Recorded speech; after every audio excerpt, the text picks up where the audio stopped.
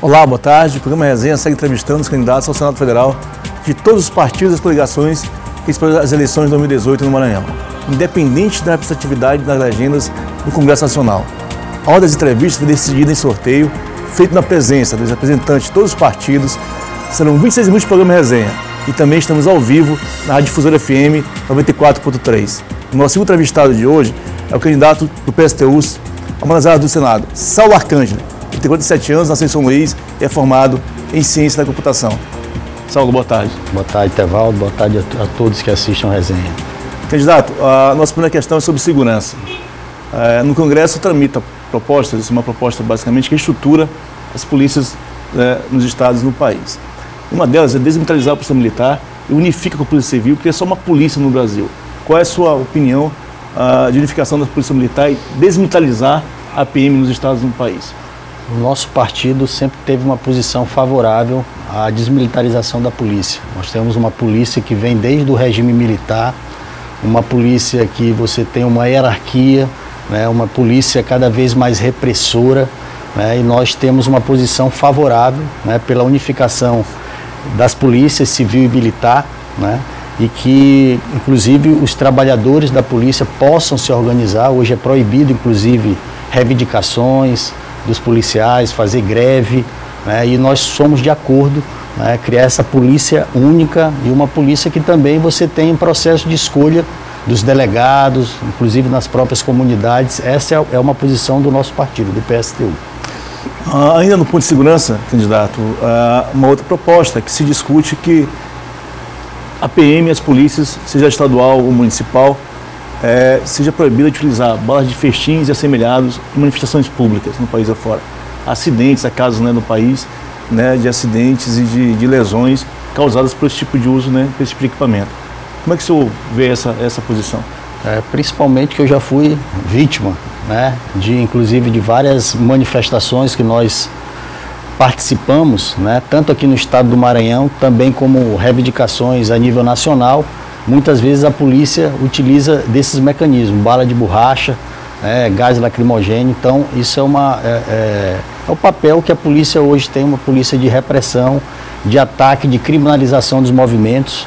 Nós também, em várias mobilizações que temos aqui no estado do Maranhão, também a polícia militar tem usado da truculência, né, inclusive utilizando balas, utilizando gás lacrimogêneo, indo para a repressão contra a mobilização. Então somos favoráveis porque não adianta, né, que a polícia tenha essa atitude em relação aos movimentos sociais. Aí ela utiliza constantemente esses mecanismos. Candidato, vamos falar de trabalho. Há uma proposição no Senado também, casa da qual o senhor disputa a eleição, que propõe a revogação da reforma trabalhista aprovada, né, no governo Temer. Qual é a sua avaliação e qual é a sua posição em relação à proposta de revogar aquilo que foi aprovado recentemente pelo governo Temer? Bem, essa é uma reivindicação dos trabalhadores, né? Você teve aprovada uma reforma trabalhista, inclusive votada, né? Inclusive o candidato que ontem fez aqui a entrevista, o candidato do PSDB, o Zé Reinaldo, né, votou na reforma trabalhista, como os demais senadores do Maranhão, né, o João Alberto e também o senador Edson Lobão. E é uma reforma que ataca duramente os trabalhadores, né, principalmente a partir do negociado sobre o legislado, né, porque os acordos coletivos dos trabalhadores, você tinha garantia mínima dos direitos da CLT, e você conseguia avançar, inclusive, em alguns pontos. Através do negociado sobre o legislado, você vai poder passar por cima da lei para atacar mais de 100 direitos dos trabalhadores. Você institui a jornada intermitente, né, onde se oficializa no Brasil que você pode ganhar menos que um salário mínimo.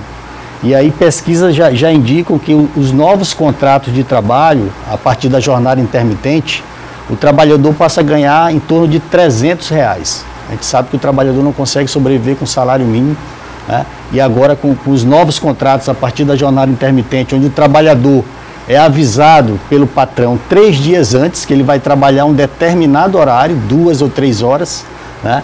E ele vai ganhar apenas em relação ao que ele trabalhar. Além disso, tem outros ataques, né? O ataque às mulheres, que permite que as grávidas, que as lactantes possam trabalhar em ambientes insalubres.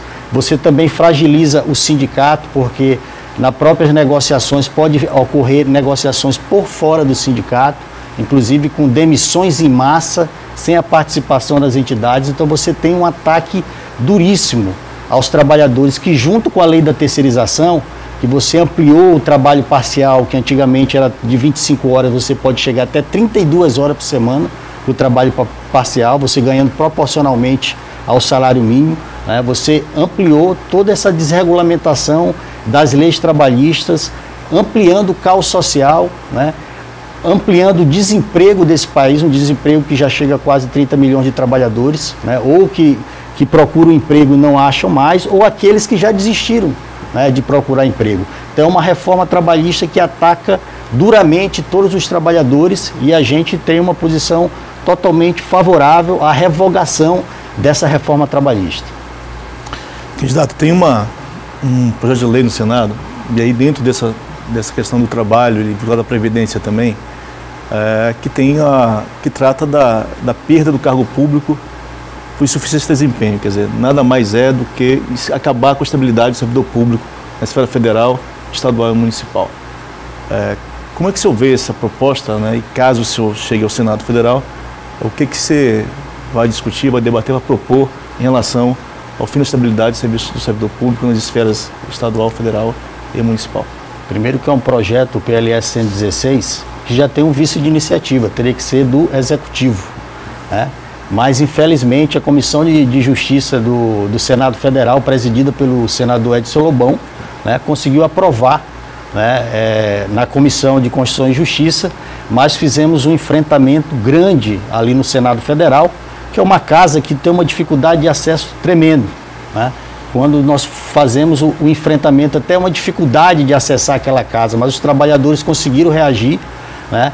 O presidente da CCJ, o Edson Lobão, tentou transformar o projeto em caráter terminativo, que se passasse naquela comissão já ia direto para a Câmara, e os trabalhadores se organizaram através das centrais sindicais, dos sindicatos, e conseguimos reverter essa situação. Passou na CCJ, mas vai ter que tramitar em todas as comissões do Senado. Então, é um processo que a gente vai ter que voltar, né, para o embate, porque além desse tem o 248 da Câmara, que também tem o mesmo objetivo.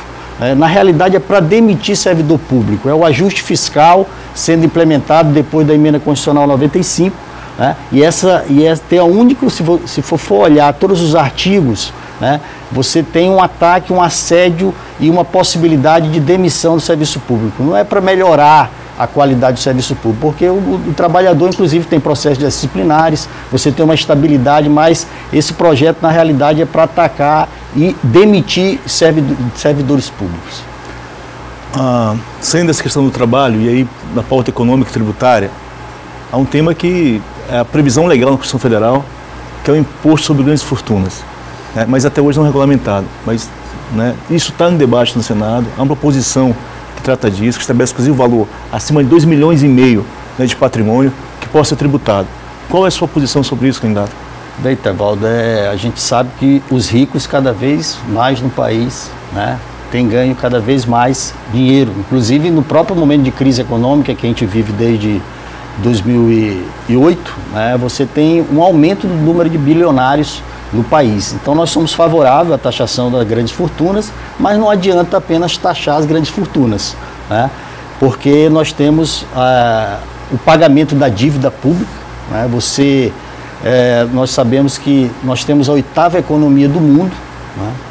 E quase 50% do orçamento da União é para pagamento de juros e amortização da dívida, né? Então uma dívida que nós já pagamos, mais 50%, né, é para pagar esses juros e essas amortizações.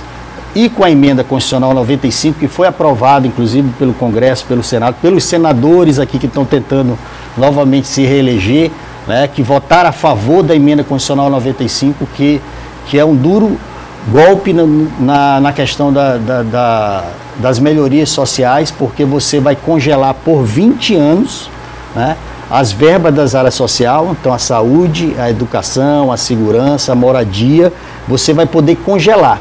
E se o país crescer um pouco mais, o que tiver de crescimento vai para pagamento dos juros, das despesas financeiras, né? Mas não pode ser investido nas despesas básicas, nas despesas nas áreas sociais. Então você vai ter um congelamento desses valores. Então nós somos favoráveis, né, à taxação das grandes fortunas, mas isso não vai resolver o problema. Nós temos, por exemplo, que acabar com a DRU, com a desvinculação das riquezas da União, né, que retira, por exemplo, 30% das verbas da Previdência para pagamento de juros, de despesa, né? Por isso que dizem que tem déficit na Previdência. Eles tiram da Previdência e acabam dizendo que tem um déficit, e a gente sabe que a Previdência é superavitária. Nos últimos, de 2000 a 2015, você teve um superávit de 2 trilhões, né, na Previdência, mesmo com os desvios, com a sonegação de mais de 3 trilhões. Então, no conjunto, certo? É uma medida que nós apoiamos, mas nós precisamos avançar nos outros processos, como a revogação da emenda constitucional 95, né? Com a auditoria da dívida pública, porque essa dívida nós já pagamos. O Congresso, inclusive, aprovou várias vezes a auditoria da dívida, está na Constituição, né? Mas foi vetado tanto pela Dilma como pelo Temer, né? A auditoria da dívida para mostrar que nós já pagamos e que precisamos pegar esse recurso para investir nas áreas sociais. Candidato, você falou em reforma da Previdência e tanto o Congresso, quanto tanto a Câmara quanto o Senado não toparam votar, não quiseram votar aquilo que foi proposto pelo governo e está na casa já há algum tempo. Isso está jogado para o ano que vem. Possivelmente em 2019 você tem esse debate de volta no Congresso Nacional. O senhor chegando ao Senado, qual é o debate, qual a proposição o senhor faz para essa proposta posta hoje de reforma previdenciária? Essa proposta da reforma da Previdência tem que ser arquivada, né? E não foi porque o governo e o Congresso não queriam aprovar, né? Nós fizemos aí um enfrentamento muito grande, os trabalhadores, em 2017, fizemos a maior greve geral da história desse país, fizemos um enfrentamento em Brasília, né? Foi utilizada, inclusive, pela polícia, bala de borracha, gás, a Força Nacional, né, que foi criada, inclusive, do governo do PT, né? E outras ferramentas que foram utilizadas ali para buscar evitar que a gente chegasse ao Congresso Nacional. Então foi muito enfrentamento, né, que nós tivemos nos estados, a nível nacional, e os trabalhadores e trabalhadoras organizados conseguiram barrar essa reforma da Previdência, e vamos continuar, né, porque é uma pauta que vai estar, inclusive, depois da eleição, né? Nós sabemos que os candidatos aí, presidente da República, defendem a reforma da Previdência. Então a gente vai precisar colocar novamente na pauta, e não vai sair dessa pauta dos trabalhadores, né, arquivar a reforma da Previdência, como a gente falou. Nós temos uma Previdência superavitária, mesmo com todo o desvio, mesmo com toda a sonegação, mesmo com toda a dívida que foi perdoada das grandes empresas, inclusive para salvar o Temer nas duas queixas lá no Senado Federal e na Câmara. Exato, o Resenha faz o primeiro intervalo. A gente voltamos já para o segundo bloco de entrevista com Saulo Arcangeli, candidato do senador pelo PSTU.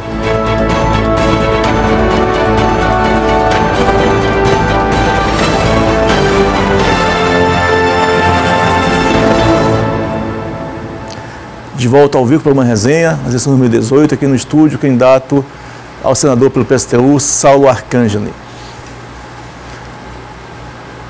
Candidato, nós vamos agora ouvir 3 questões, né, de eleitores feitas na rua pela reportagem TV Difusora, e por sorteio que o senhor fez ainda há pouco, né, vamos ouvir a primeira pergunta da Maria de Fátima Souza, feita ao candidato essa sexta-feira.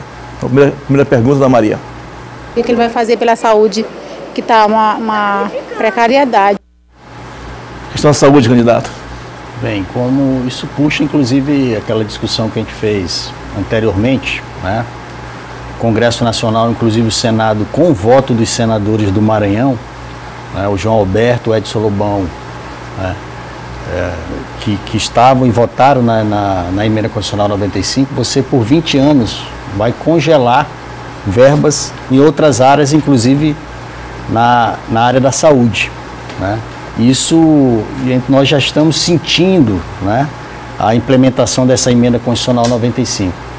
Nós já temos uma saúde bastante precária, né? Apesar de nós termos um SUS maravilhoso na lei, mas a gente sabe do povo pobre desse país, o povo pobre do Maranhão, que sofre em relação à saúde pública, né? A saúde virou uma mercadoria aqui no país, né? Os planos de saúde, certo? Abocanhando mas a gente sabe, principalmente pela pobreza extrema, inclusive muitos setores da classe média hoje estão buscando acessar o SUS porque não conseguem mais pagar nem o plano de saúde, né? Você tem uma mercantilização imensa da saúde, você precisa cada vez mais de recursos.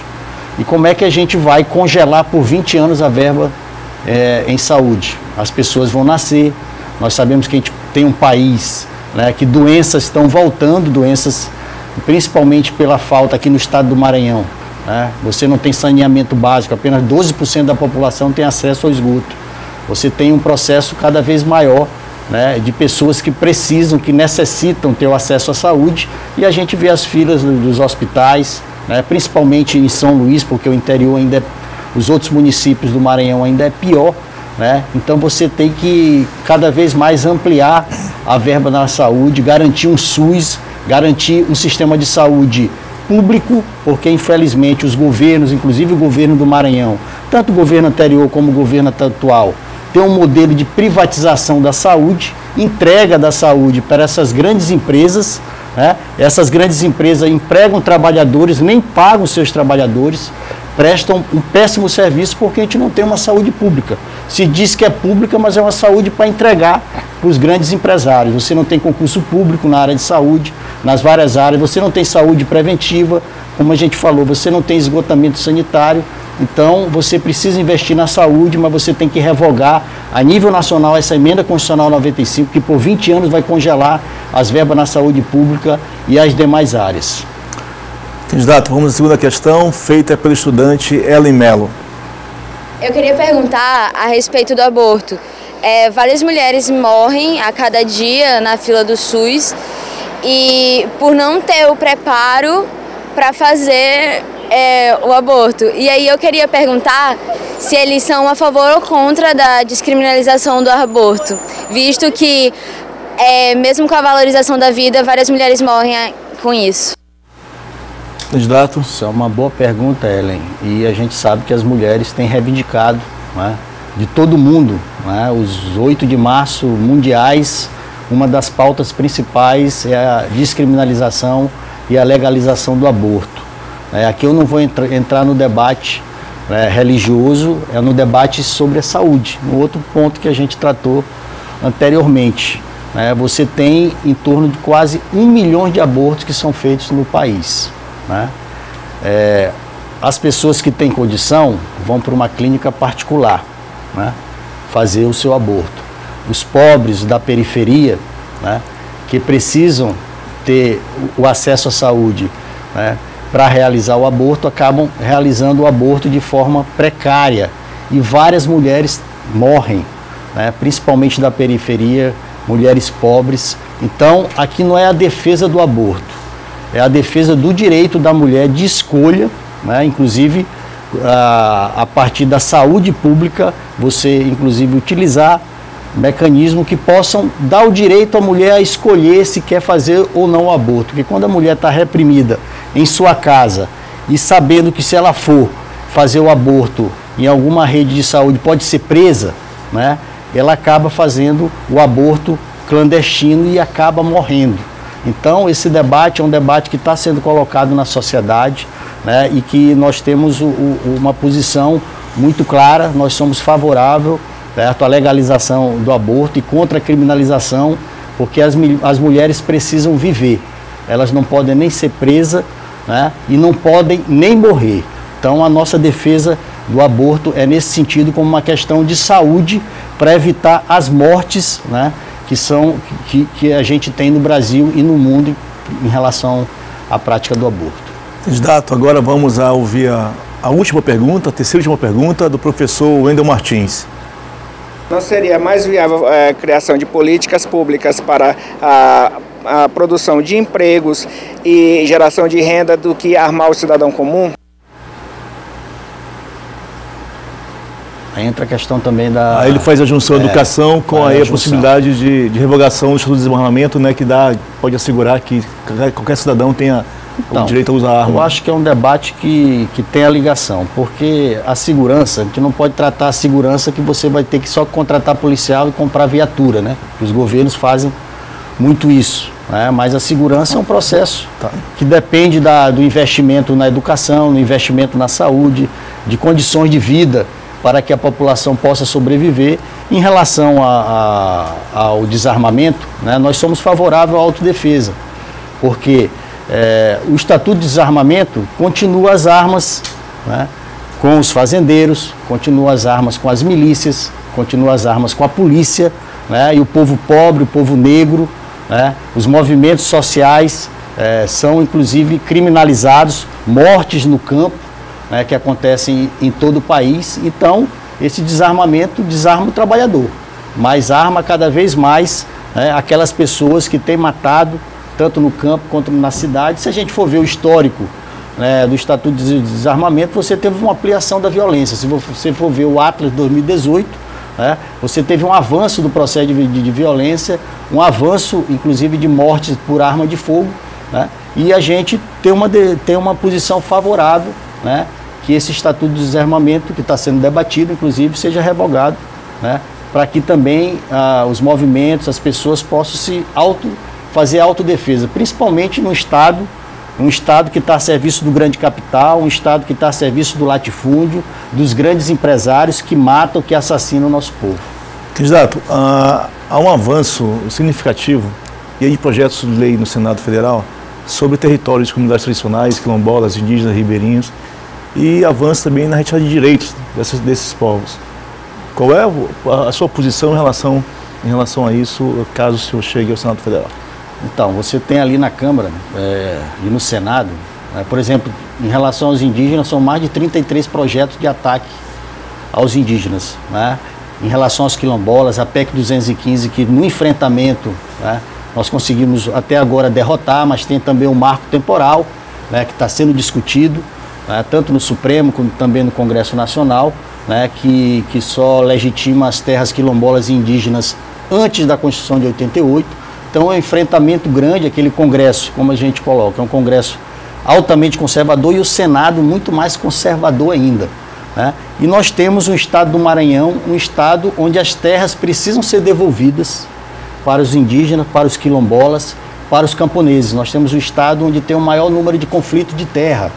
Nós temos um Estado onde temos os maiores números de ameaçados de morte pelo latifúndio e, na forma mais moderna, pelo agronegócio, que toma conta do nosso Estado, buscando dizimar populações tradicionais, indígenas, quilombolas, ribeirinhos, sertanejos, né? E nós vamos defender com toda a força, como defendemos diariamente na luta, nas ruas, né?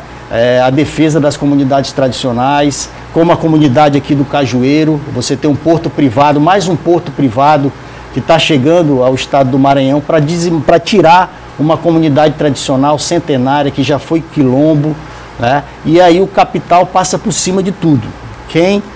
As pessoas que estão nas suas comunidades produzindo são descartáveis para esse grande capital. Então nós defendemos a titulação das terras quilombolas, a demarcação das terras indígenas, a devolução das terras para quem sempre foi dono, principalmente no Maranhão. Defendemos as retomadas de terra, porque a gente sabe que desde a lei de terra do Sarney, dos anos 60, você entregou as terras do Maranhão para o latifúndio e agora com a nova versão do agronegócio que quer plantar soja, né, e eucalipto pelo estado do Maranhão e retirando as várias culturas e os vários processos de trabalho dessas comunidades. Candidato, o senhor tem agora 2 minutos para fazer suas considerações finais. Então, primeiramente eu agradeço à difusora, a esse espaço, né, que é muito importante para a gente apresentar as nossas propostas. A gente é candidato ao Senado, mas aqui nós discutimos vários pontos, né, que demonstram que o Senado não serve para os trabalhadores e trabalhadoras. É um Senado que ataca os trabalhadores, que vota os projetos. Inclusive, a gente tem que discutir qual é essa função, se vai precisar mesmo de um Senado federal, de uma estrutura, né, onde você só tem projetos, que a gente elencou aqui vários, mas se a gente for passar aqui vão ser 2 horas para elencar os vários projetos que estão naquele Senado Federal, que são de ex-governadores, de oligarcas, dos que representam o grande capital, que representam os grandes banqueiros, que representam o agronegócio, né? E aqui o PSTU vai, durante as eleições, buscando um espaço para colocar o nosso programa, juntamente com o nosso camarada Ramon, candidato a governador junto com a Nicinha, nossa vice, Preta Lu, que faz parte da nossa chapa ao Senado, e a nível federal nós temos a candidatura da companheira Vera, né, uma nordestina, operária, né, negra, mulher de luta, e o nosso camarada vice Hertz, que é um camarada do Maranhão, professor, um dos fundadores do Quilombo Urbano, no estado do Maranhão, e juntos vamos colocar a nossa proposta do PSTU, que é um chamado à rebelião, diante do caos social que vive a população do estado do Maranhão, que vive o Brasil. Nós precisamos organizar cada vez mais os trabalhadores, as trabalhadoras, os indígenas, os quilombolas, os ribeirinhos, as quebradeiras de coco que estão sendo expulsas também de suas terras, para fazer uma grande rebelião com a perspectiva de uma revolução socialista. Somente assim nós vamos conseguir avançar, mas para isso nós vamos precisar cada vez mais organizar os trabalhadores e trabalhadoras para avançar no processo de luta. Candidato. E o Resenhas da eleição 2018 termina agora. Agradeço a Saulo Arcângelo, candidato do PSTU ao Senado. Muito obrigado a você, telespectador, que nos acompanhou nessa segunda entrevista. Amanhã receberemos Sarney Filho, candidato do PV ao Senado. Até lá, uma boa tarde a todos e muito obrigado.